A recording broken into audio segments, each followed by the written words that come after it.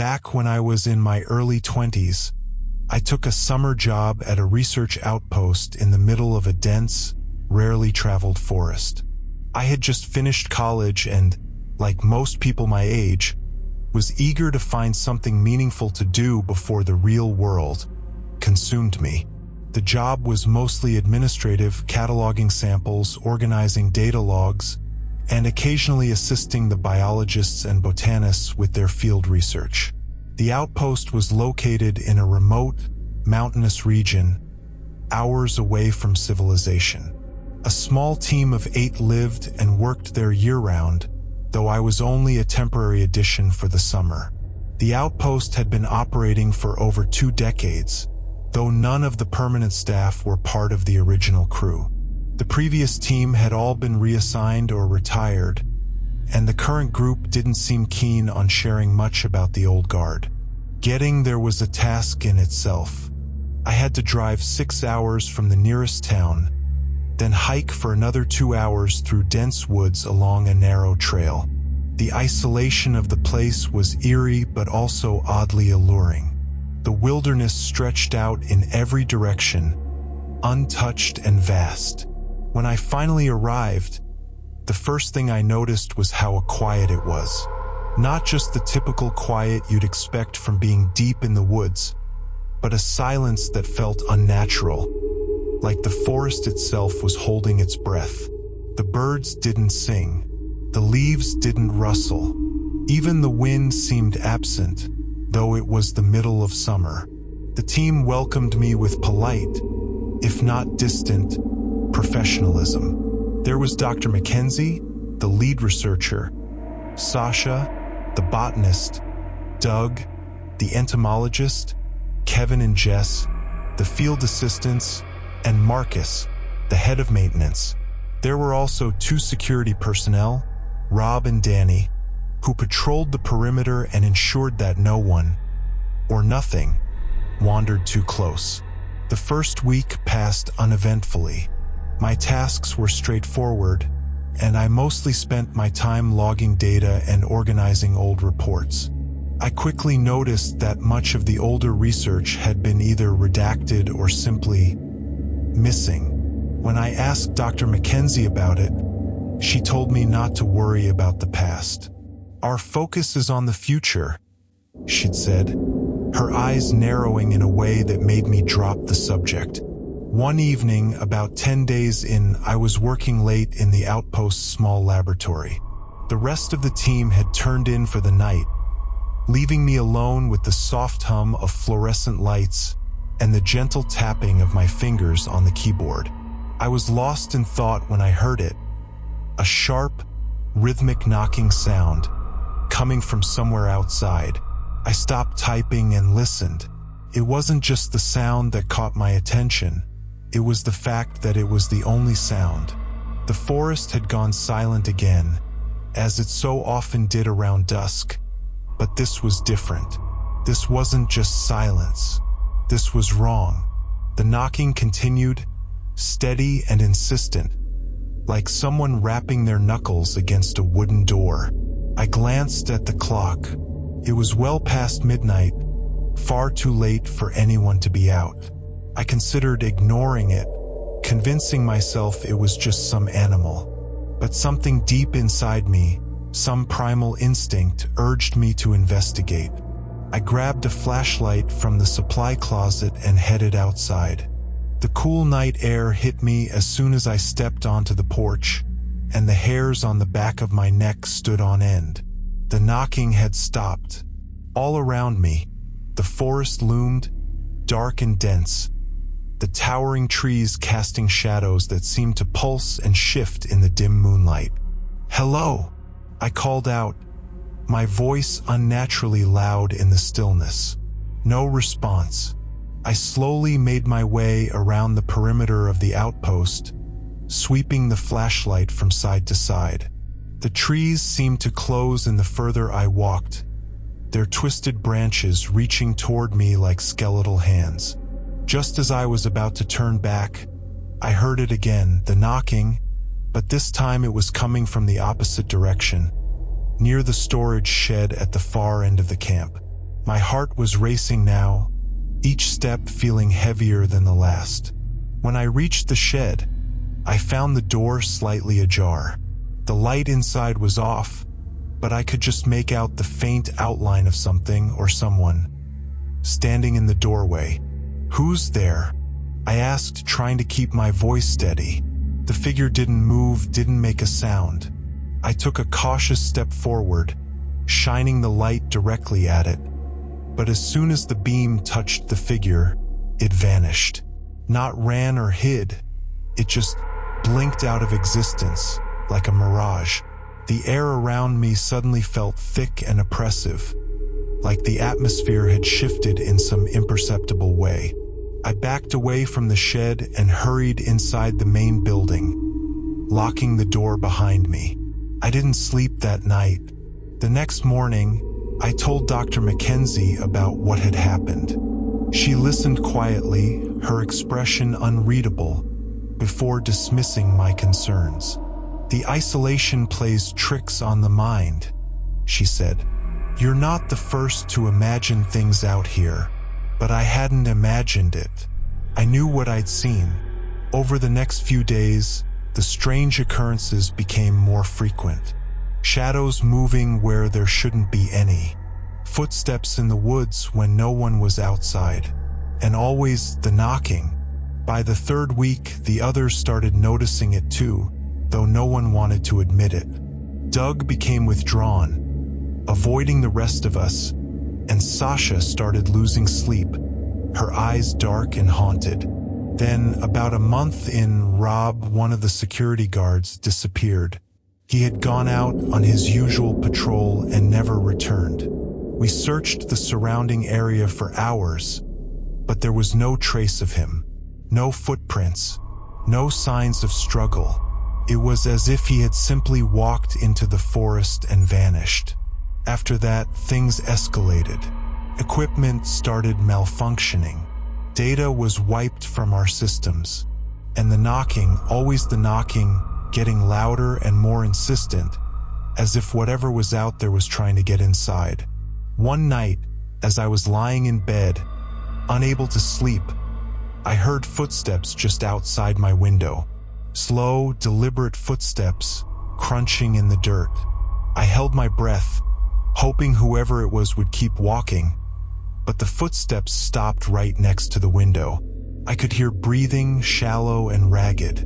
My heart was pounding so hard I thought it might burst. Suddenly, the window rattled, like someone was trying to open it. I shot up, flicking on the light, but by the time I looked, the footsteps were gone. I ran out to check, but all I found were deep, claw-like marks etched into the wooden frame. That was when I knew this wasn't just some wild animal or the isolation playing tricks on our minds. There was something out there, something that didn't belong. The team tried to hold it together, but we were all unraveling. Sasha left a few days later, claiming she couldn't handle the isolation anymore. But I saw the terror in her eyes. She wasn't leaving because of the isolation. She was running. As for me, I'm still here. The outpost has grown quieter, more sinister with each passing day. Dr. Mackenzie continues to downplay the events, but I can see the fear creeping into her expression, no matter how much she tries to hide it. The knocking hasn't stopped. In fact, it's gotten louder, closer. I don't know what's out there in the forest, but I fear it's only a matter of time before it gets inside. The days following Sasha's departure were nothing short of a nightmare. I had expected things to calm down after she left, hoping that maybe her paranoia had infected the rest of us and that, in her absence, we'd regain some sense of normalcy. I was wrong. The knocking grew more frequent and not just at night. Sometimes we'd hear it in the middle of the day, 3 short raps, always in threes, always coming from somewhere different. Once, I heard it from the roof above the lab while Doug swore it was coming from the main entrance. The sounds weren't just random. They seemed calculated, like whatever was out there was toying with us, testing the boundaries, testing our boundaries. Dr. Mackenzie's calm demeanor started to crack. She stopped sleeping and would spend hours in the lab, poring over the older reports that I hadn't been able to access. I caught a glimpse of one of them once, late at night when she'd left her computer on. The document was dated over 20 years ago, before this outpost had even been officially established.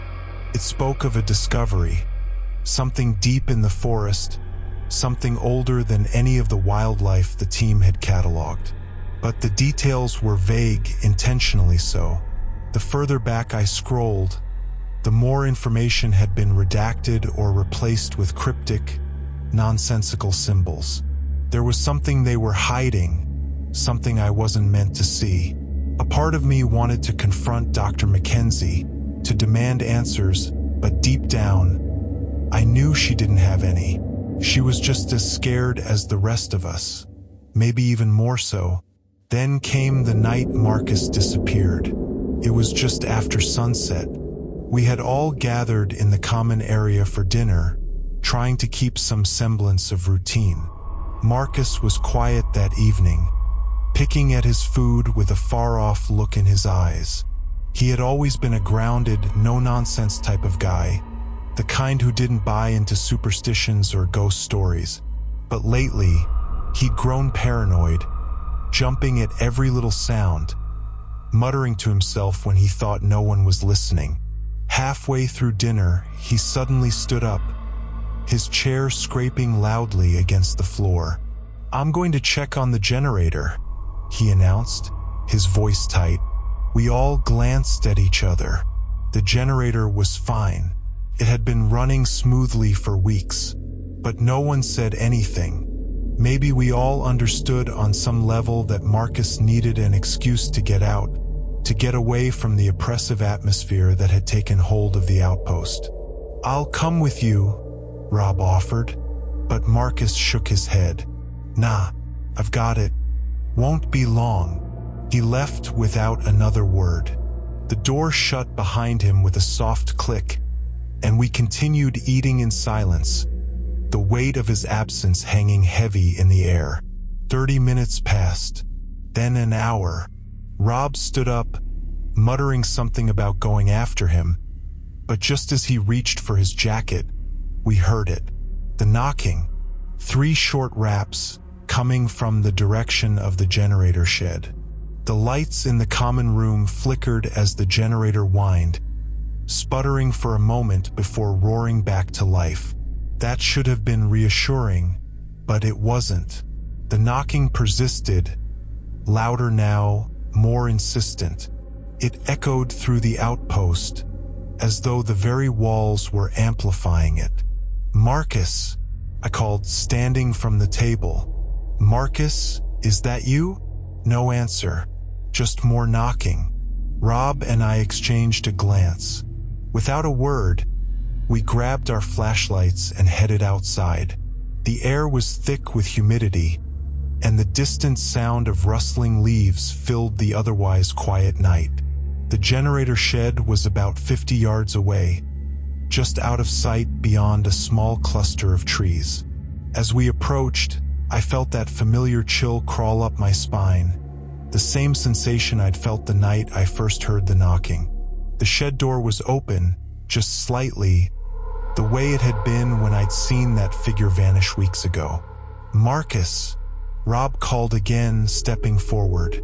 His voice cracked, betraying his own fear. Still no answer. I swung the beam of my flashlight toward the door, illuminating the interior of the shed. The generator hummed steadily in the corner, but Marcus was nowhere to be seen. Rob stepped inside, and I followed, dread pooling in my stomach. There was nothing in the shed, nothing out of place, except for the marks. Deep, jagged scratches ran along the walls and floor, like something had raked its claws through the wood and metal. Rob swore under his breath, reaching out to touch one of the marks, his hand trembling. "We need to get back inside," I whispered. my voice barely audible over the hum of the generator. But as we turned to leave, the door slammed shut. The lights inside the shed flickered and died, plunging us into darkness. For a moment, neither of us moved. The only sound our ragged breathing and the distant hum of the generator. Then slowly we heard it. The knocking. This time it wasn't coming from outside. It was coming from inside the shed. 3 slow, deliberate raps on the wall right next to me. "Open the door," Rob shouted, his voice filled with panic. He fumbled for the latch, but it wouldn't budge. Something or someone was holding it closed. I pressed my back against the far wall, flashlight shaking in my hand as the knocking continued.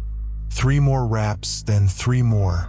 It was moving, circling us, tapping against the walls in a steady, maddening rhythm.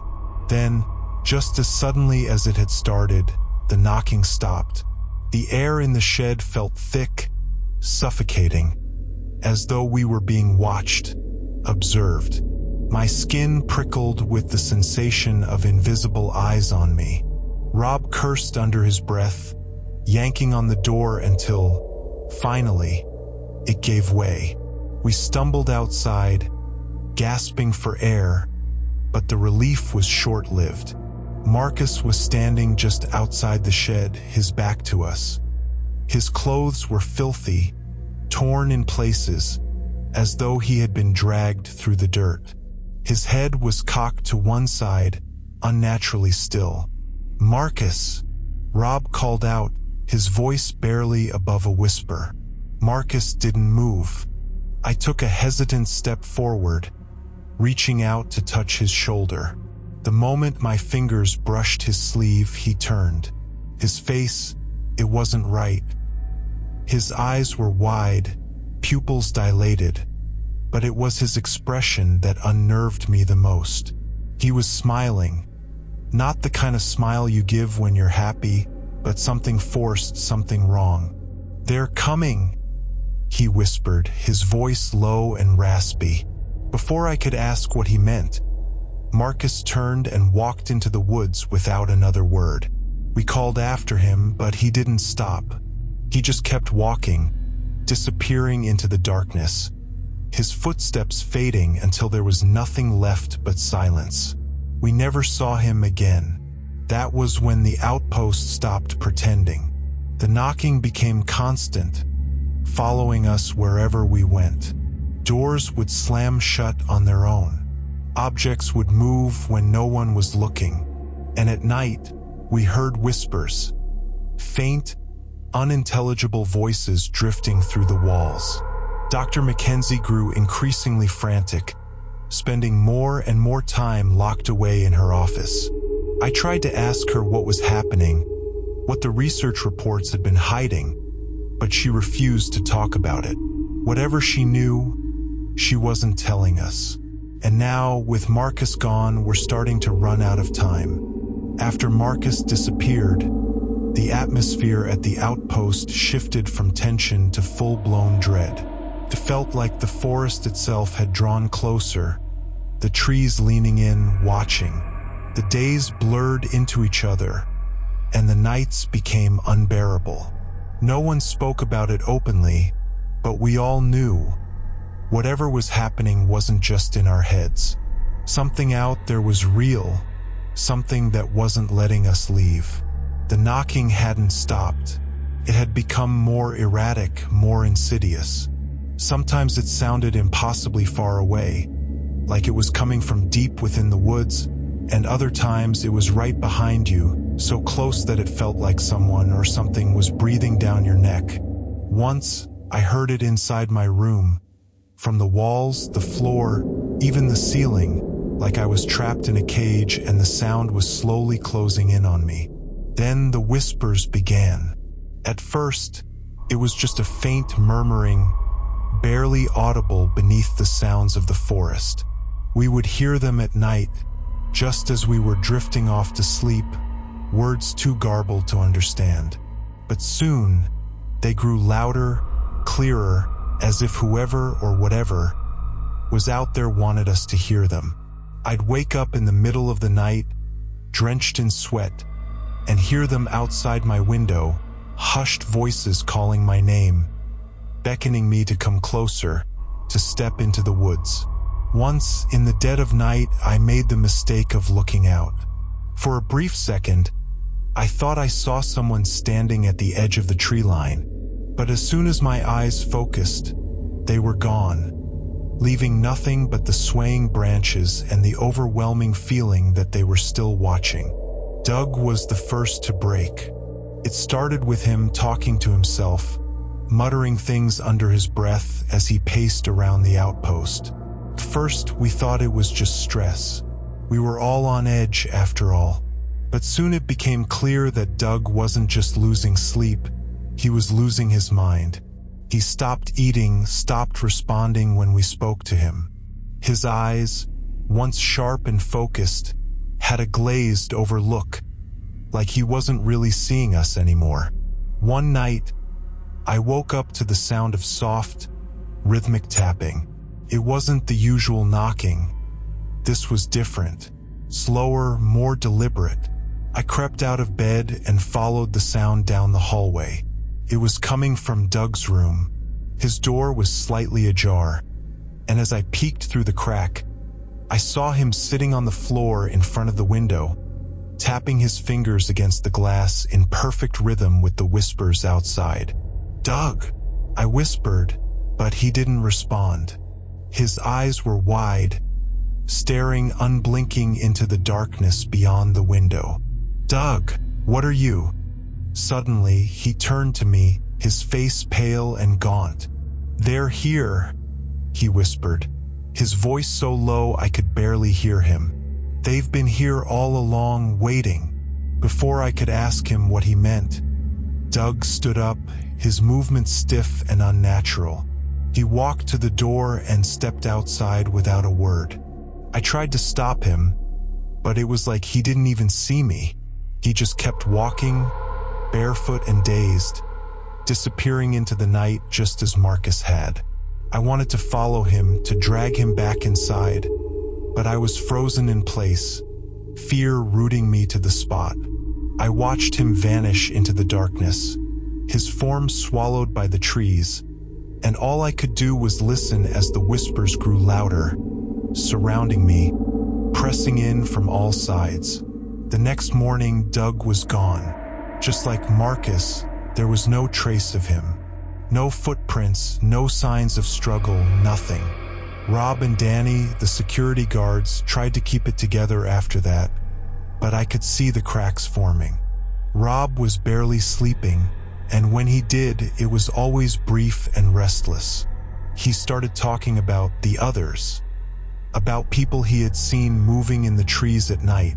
He swore they were watching us, waiting for us to join them. But the worst part was Danny. She had been the most level-headed of the group, always the first to dismiss the strange happenings as wildlife or the effects of isolation. But something had changed.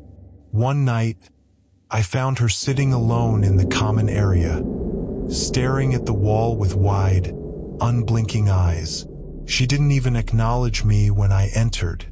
"Danny," I said softly, stepping closer. She slowly turned her head, and when I saw her face, my blood ran cold. Her eyes were bloodshot, her skin pale and clammy. She looked like she hadn't slept in days. "They're coming for us," she whispered, her voice trembling. "I heard them last night. They told me it's almost time." I felt a chill run down my spine. "What do you mean?" "They showed me," she said, her voice distant, like she was recalling some far-off dream. "They showed me what's going to happen. We can't leave. We never could. They're going to take us one by one, just like the others." I tried to ask her more, but she wouldn't respond. She just kept muttering to herself, rocking back and forth, her eyes fixed on some invisible point in the distance. Later that night, I heard footsteps outside my window again. But this time, they didn't stop at the edge of the tree line. This time, they came closer. Closer until they were right beneath my window. I didn't dare look out. I knew better now. Instead, I listened as the footsteps circled the outpost, slow and methodical, pausing every few minutes, as if they were searching for something, or someone. Then, just before dawn, I heard a soft voice whisper my name, not from outside, from right next to me, as if someone was standing at the foot of my bed, watching me in the darkness. I bolted upright, heart hammering in my chest, but there was no one there. Just the silence of the outpost and the faint rustling of the trees outside. But the feeling remained, that overwhelming sense of being watched, of something lurking just out of sight, waiting for the right moment to strike.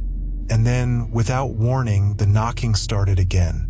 3 short, sharp raps on the window, louder this time, more insistent. I couldn't take it anymore. I rushed out of my room, down the hallway, and into the common area, only to find Danny standing there, staring at the front door. "They're here," she whispered, her voice barely audible. Before I could stop her, she opened the door. What I saw standing on the other side made my blood turn to ice. It was Doug, or at least it looked like Doug, but his eyes were wrong. They were empty, black as the void, and his face was twisted into that same unnatural smile I'd seen on Marcus before he vanished. He didn't say a word. He just stood there, staring at us with those hollow, lifeless eyes. And behind him, in the darkness of the forest, I could see more figures emerging from the trees, their movements slow and deliberate. One by one, they stepped forward, their faces hidden in shadow, but I could feel their eyes on me, cold and hungry. Danny didn't move. She just stood there, frozen in place, as the figures came closer and closer. I wanted to scream, to run, to do anything, but I was paralyzed with fear. The figures reached the door, their faces now fully visible, twisted and deformed, like something had tried to mimic human features but failed horribly. And then they smiled, all of them in unison. "We're waiting," they whispered, their voices overlapping, a chorus of cold, lifeless tones. And just as they stepped across the threshold, the door slammed shut on its own, locking them out. Danny collapsed to the floor, sobbing, while I stood there, shaken and unable to process what had just happened. But deep down, I knew this wasn't over. It was only the beginning. They weren't just waiting. They were inside already. After that night, everything fell apart. Danny was never the same. She wouldn't leave her room, wouldn't eat, and wouldn't speak. She'd just sit on the floor, knees pulled to her chest, rocking back and forth, mumbling incoherently. I could make out fragments of her words, little bits of what she had seen or thought she had seen. "They're here. The forest is watching. We're all dead already. The rest of us tried to go about our duties, but there was no point. The outpost had become a prison, the walls closing in on us more with each passing hour. The forest no longer felt like a mere backdrop. It had become a living thing, conscious and aware, surrounding us, waiting for the right moment to finish what it had started. We tried to contact the main office to get someone to come and extract us, but all our communications were down. Radios screeched with static, and the satellite phones were useless. We were completely cut off. Dr. Mackenzie was the only one who seemed to hold on to some sense of purpose. She spent all her time in the lab, poring over the old reports and scribbling frantic notes in her journal. One night, I confronted her. "What is it you're not telling us?" I demanded, slamming her door open. She barely looked up, her eyes bloodshot, fingers trembling as she flipped through a stack of papers. "This place," she muttered. "The outpost, it wasn't just built for research. There was something else. Something we found in the forest years ago." I froze. "What did you find?" "They called it an anomaly," she continued, her voice hoarse from lack of sleep. "Some kind of presence and energy that permeated this whole area. They thought it was a scientific discovery, an ancient force maybe tied to the land itself. But it wasn't. It was something alive." She turned toward me then, her face gaunt, the light in her eyes long gone. "And we woke it up." My stomach dropped. What do you mean? Woke it up?" "I think it's always been here," she whispered, her voice barely audible now. "It's been waiting. And when we built this outpost, when we started interfering with the land, it noticed us. It saw us. And now it won't let us leave." Before I could ask anything else, the lights flickered, plunging the room into darkness. The familiar knocking started again. 3 short raps, but this time it was coming from every direction. The walls, the windows, the floor. The sound surrounded us, growing louder and more frantic, like something was clawing its way inside. Dr. Mackenzie didn't even flinch. She just stared at the floor, defeated. "It's too late," she muttered. "It's already inside." The door to the lab slammed open, and Rob rushed in, panic written all over his face. "We need to leave now," he said, barely able to catch his breath. "Jess is gone." "What do you mean, gone?" I asked, feeling the cold grip of dread tighten around my chest. "She went outside to check on the perimeter, and she never came back," Rob stammered. "I heard her screaming, but by the time I got there, she was just gone." Before I could process this, the whispers returned, louder this time, filling every corner of the room. They weren't garbled anymore. They were clear. "Come with us. We've been waiting.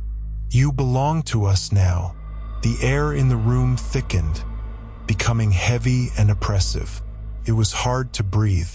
The walls felt like they were closing in, bending and warping, the entire outpost groaning under some invisible weight.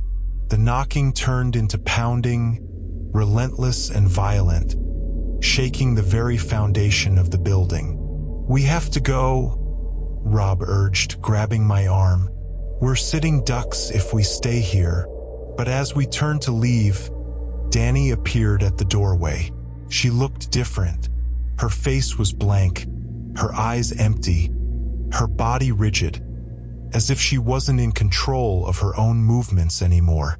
"They're here," she whispered, that eerie smile spreading across her lips. "I told you, they're here for us." And then, without warning, she slammed the door shut and locked it from the inside.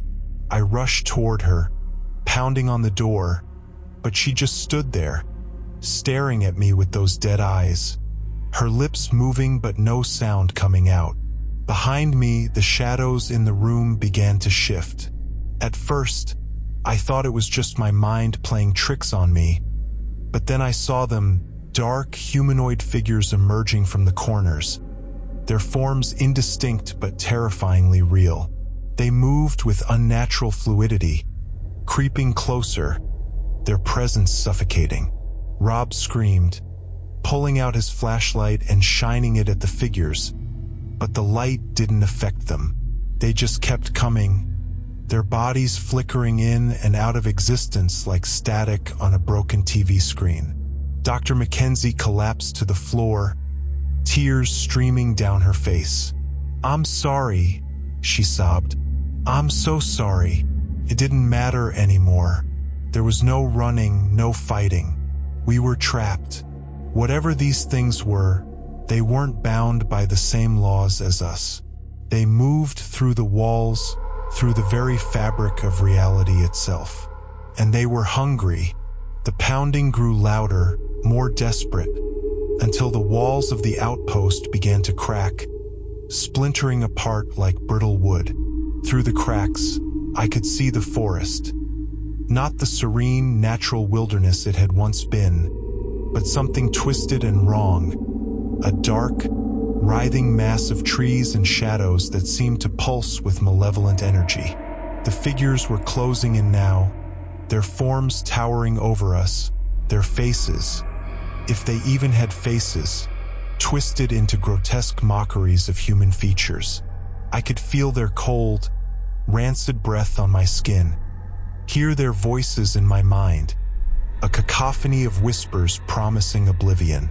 I backed into a corner, my body trembling uncontrollably as the first of them reached out, its hand or whatever it was, grazing my arm. It felt like ice, burning cold, seeping into my skin, spreading through my veins. Rob was screaming, but his voice was drowned out by the relentless pounding, the whispers, the sound of reality itself unraveling around us.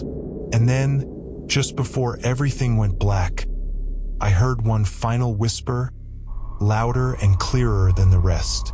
"You're ours now." The outpost collapsed in on itself, swallowed whole by the darkness, and we were never seen again.